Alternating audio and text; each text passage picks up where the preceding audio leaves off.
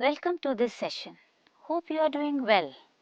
Today I am going to take up a lesson from NCERT's English textbook for class 12. The name of the book is Flamingo, chapter 3, and the title is Deep Water. So we shall look at an autobiographical account from the childhood of an American author, William O. Douglas. Mr. Douglas was an accomplished jurist when he wrote the excerpt that we are going to discuss today.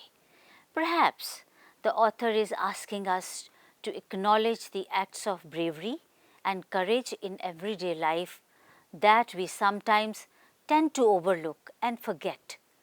Let's find out. The excerpt in your textbooks has been taken from the book of Men and Mountains that was published in 1950. In this piece, the author reveals how, as a young boy, he nearly drowned in a swimming pool. He talks about his fear of water and how he finally overcame it. William Douglas was born in Maine, Minnesota, after graduating with a Bachelor's of Arts in English and Economics. He spent 2 years teaching high school in Yakima. However, he got tired of this and decided to pursue a legal career. He met the President of the United States, Franklin D. Roosevelt, at Yale and later became an advisor and friend to him. Douglas was a leading advocate of individual rights. He retired in 1975 with a term lasting 36 years and remains the longest serving justice in the history of the American courts. Now we are going to discuss the text. While you read the text, notice these words and expressions in the text. Please open your books. Page number is 23. Okay. While we are going through the text, try to infer the meaning of the words from the context. The words are treacherous, misadventure, out of my wits, subdued my pride, bobbed to the surface like a cock, flailed at the surface, curtain of life fell, fishing for landlocked salmon, back and forth across the pool. These are some of the words which I have identified for you to find the meanings in the text from the context when we are discussing the text. Let's begin with the lesson now. The incident happened when the author was 10 or 11 years old. He had decided to learn to swim. There was a pool at the YMCA in Yakima that offered exactly the opportunity. The Yakima River was treacherous though. Let's understand about Yakima River. The Yakima River is a tributary of the Columbia River in eastern Washington, USA. The state is named after the indigenous Yakama people to whom the land originally belonged. Now, young Douglas' mother had always warned him against him. She never wanted him to go into the river because the river was treacherous. Treacherous, have you got the meaning? That means it was dangerous. When would it change its course? Nobody can tell. So therefore, Douglas was warned not to go there. And he then joined the YMCA and wanted to practice swimming. So his mother had warned him against it and kept fresh in his mind the details of each drowning in the river. So every time some mishap happened, his mother would tell him of the same so that the boy stays away from the river. But the YMCA pool was safe. It was only 2 or 3 feet deep at the shallow end, and while it was 9 feet at the other end. The drop was gradual. He got a pair of water wings and went to the pool. So that was his preparation to learn swimming. But Douglas says, I had an aversion to the water when I was in it, and he was very skinny. He didn't want to wear swimming suit. I had an aversion to the water when I was in it, says Douglas. Actually, he did not like to go into water. He was afraid. When did he start having this aversion and how? Let us know that. He then goes on to describe his fear of water. This started when I was 3 or 4 years old and father took me to the beach in California. He and I stood together in the surf. I hung on to him, yet the waves knocked me down and swept over me. I was buried in water. My breath was gone. I was frightened.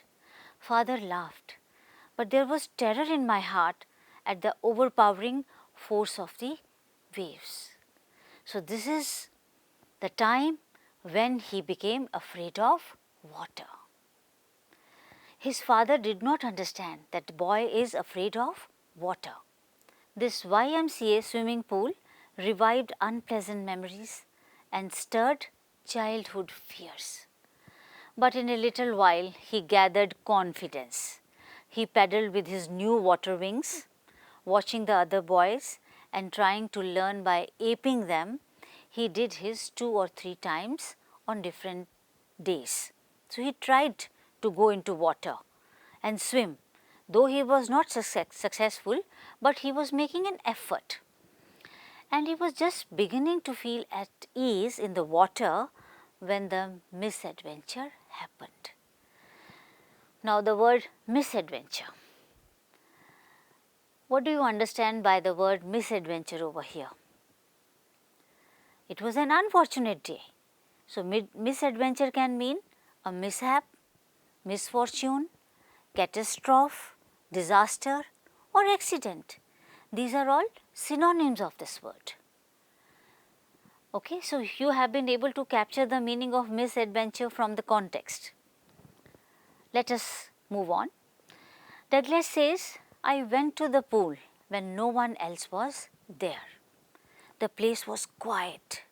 I was timid about going in alone. Earlier he had been going in when the boys were there, but today he was alone and he was afraid to go into the pool. So he says, I sat on the side of the pool to wait for others. I had not been there long when in came a big bruiser. Now what is the meaning of this word? A person who is tough and aggressive and enjoys a fight or argument. So that means a big boy came, probably 18 years old. He looked very strong. He yelled, hi skinny, how would you like to be ducked? So ducked is when I drop you into the water. With these words, he picked Douglas up and tossed him into the deep end. That was 9 feet. I landed in a sitting position, swallowed water and went at once to the bottom. I hope, learners, you have opened page 26 of your textbook. Now this page is very important because here the author is describing what he felt, what he experienced. What a harrowing experience. So I am going to read it out for you and then we will discuss about you. I was frightened, but not yet frightened out of my wits. I was frightened, but not yet frightened out of my wits. He was frightened, that is all right, but he mustered courage. He was in his senses. He was thinking of a plan to save himself. On the way down, I planned when my feet hit the bottom, I would make a big jump, come to the surface, lie flat on it and paddle to the edge of the pool.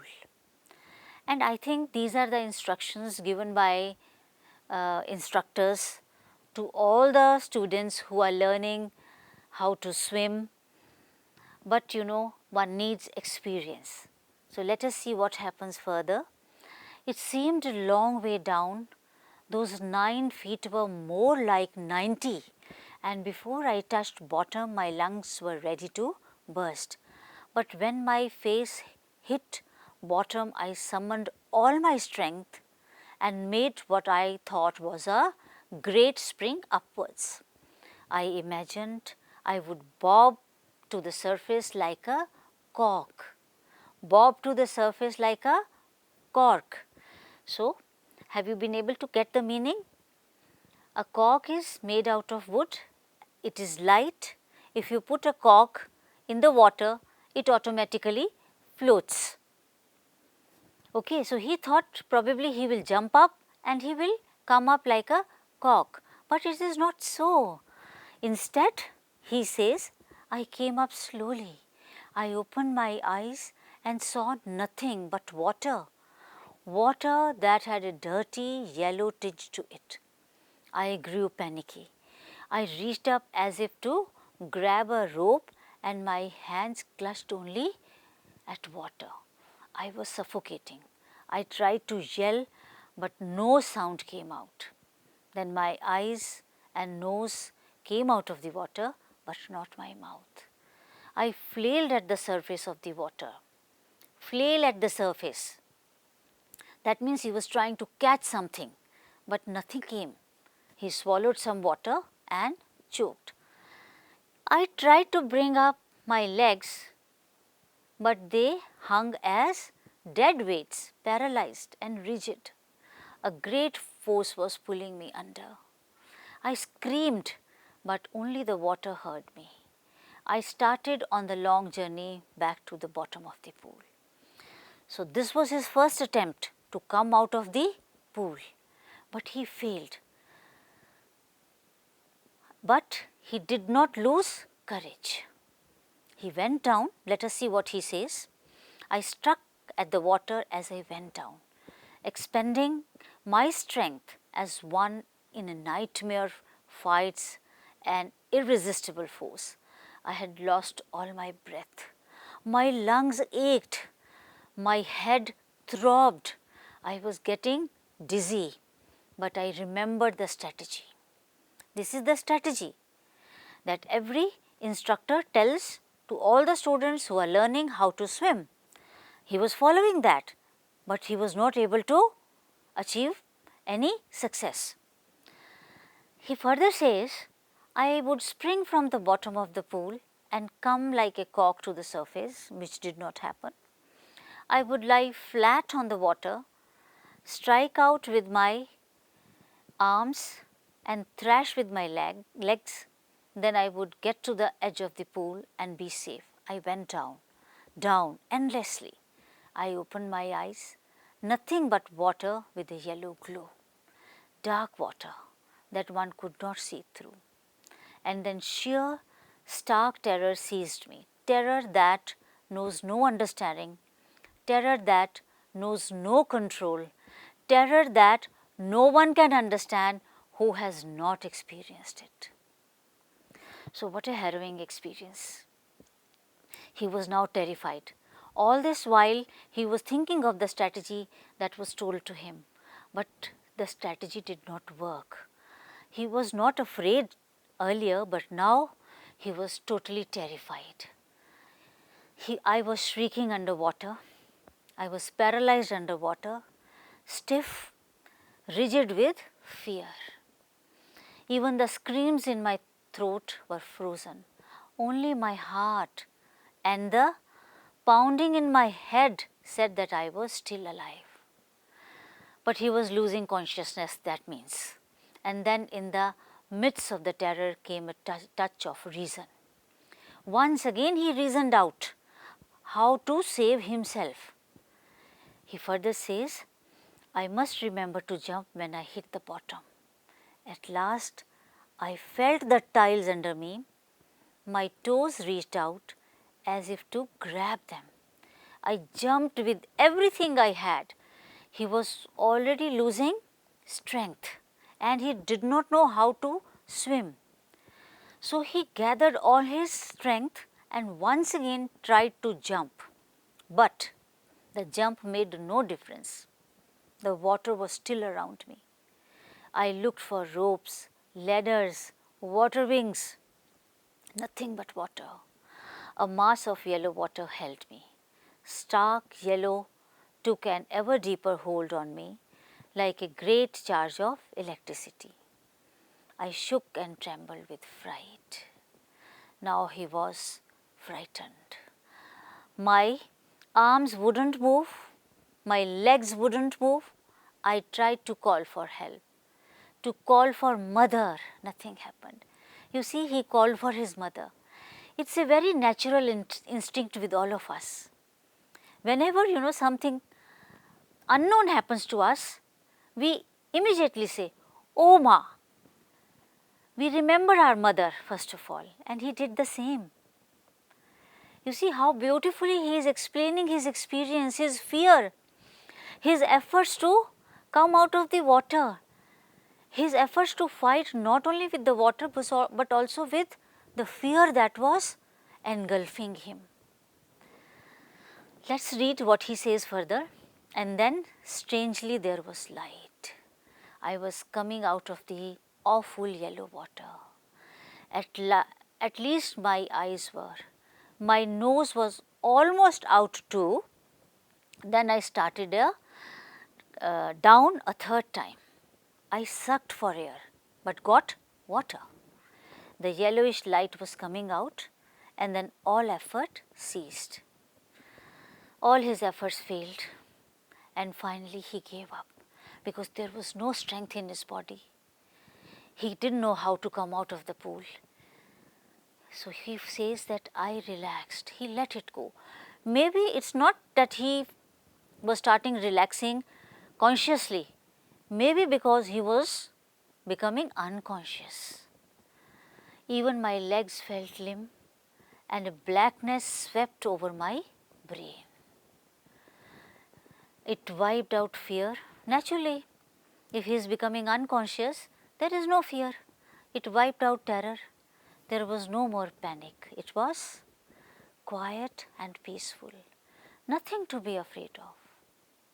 This is nice, to be drowsy, to go to sleep, no need to jump, too tired to jump.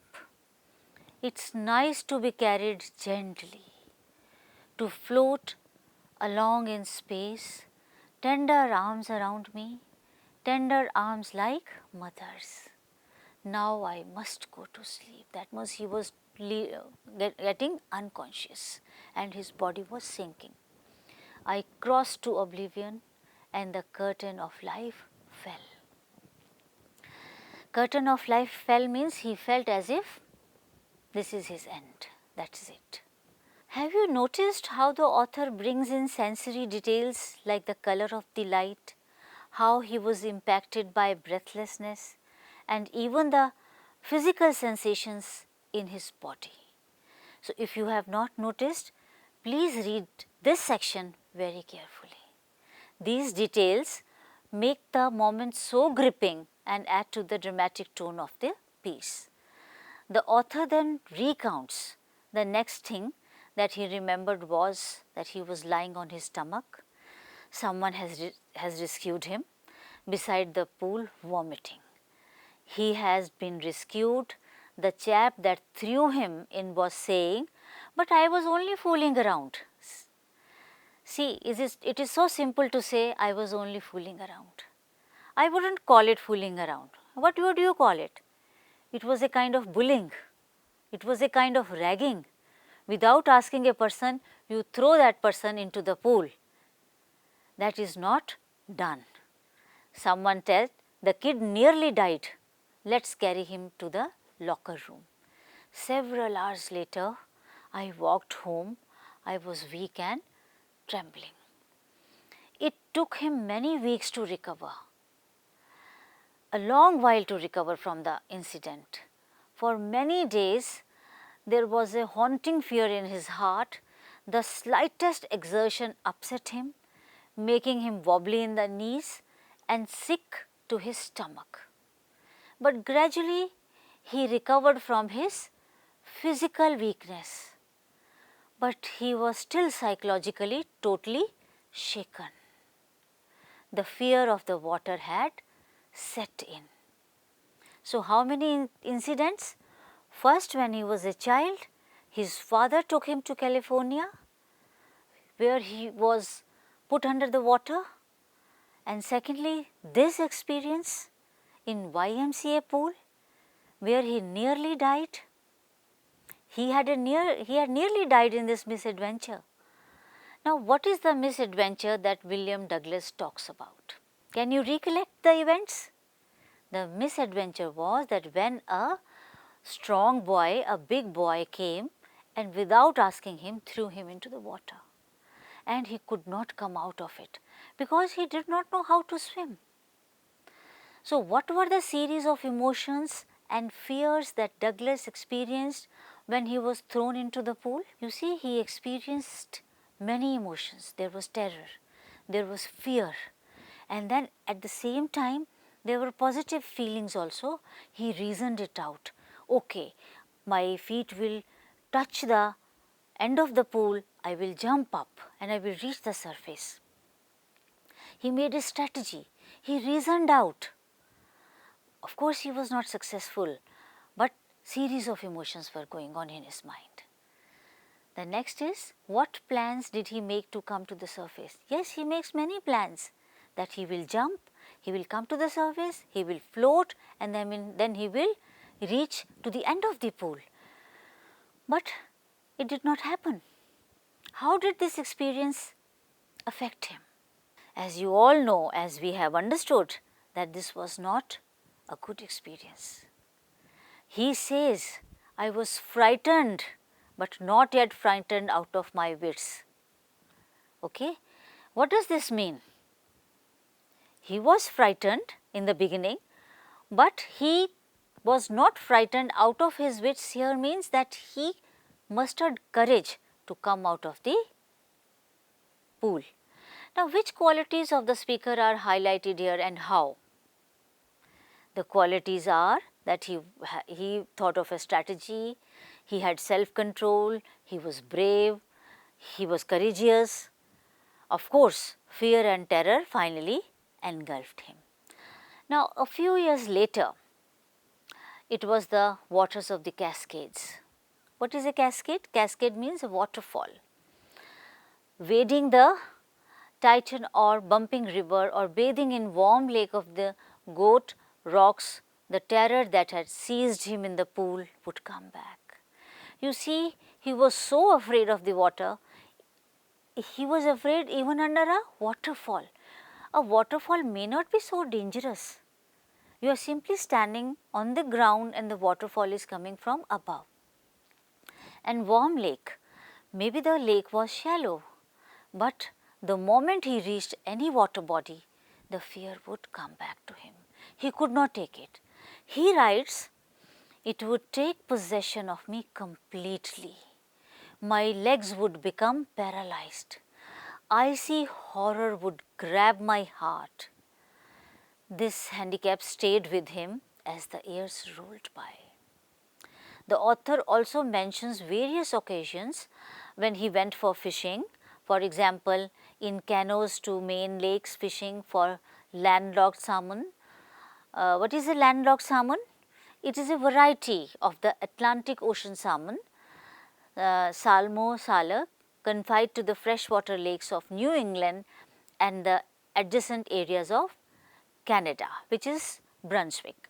Fishing in New Hampshire, trout fishing on the Metolius in Oregon, fishing for salmon on the Columbia or at Bumpik Lake in the Cascades. Wherever he went, the haunting fear of the water followed me. This is what he says. So, with this, we have come to the end of this section of this lesson. I hope this is clear to you. Thank you so much for being with us. We will continue with this lesson in our next session. In the meantime, please read your text carefully, divide it into chunks, so that you are ready for the next session.